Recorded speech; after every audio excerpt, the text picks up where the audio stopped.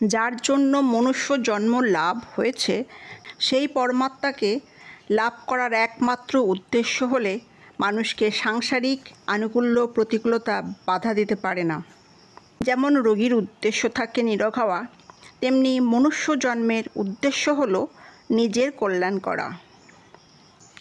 লক্ষ্য কেবল পরমাত্মা প্রাপ্তির হলেও কোনো সাধনাই ছোট বা বড় হয় না।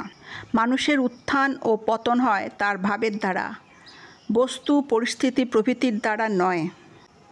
দেহটা সংসারের একটা অঙ্গ, অতএব দেহের সঙ্গে সম্পর্ক বিচ্ছেদ হওয়া অর্থাৎ এর প্রতি আমিত্ব মমতা না থাকাই হলো বাস্তবিক একাকিত্ব।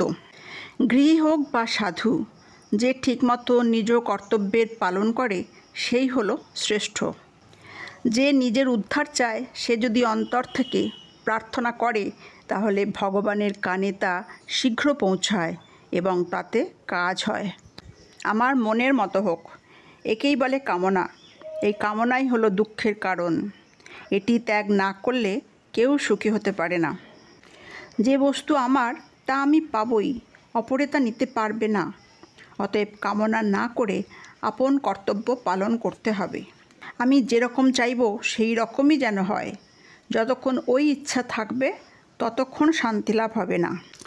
যে সাধক নিজের দোষ দূর করতে চায় তার পরের দোষ দেখা উচিত নয়। পরের দোষ দেখলে নিজের দোষ পুষ্ট হয়। যতক্ষণ সংসারে আসক্তি থাকে ততক্ষণ ভগবানে প্রকৃত প্রেম হয় না। সংসারের কাজে লাভ লোকসান আছে, কিন্তু ভগবানের কাজে শুধুই লাভ, লোকসান নেই। তপস্যার দ্বারা প্রেম নয় শক্তি লাভ হয়, কিন্তু ভগবানের প্রতি আপন ভাবের দ্বারা প্রেম লাভ হয়।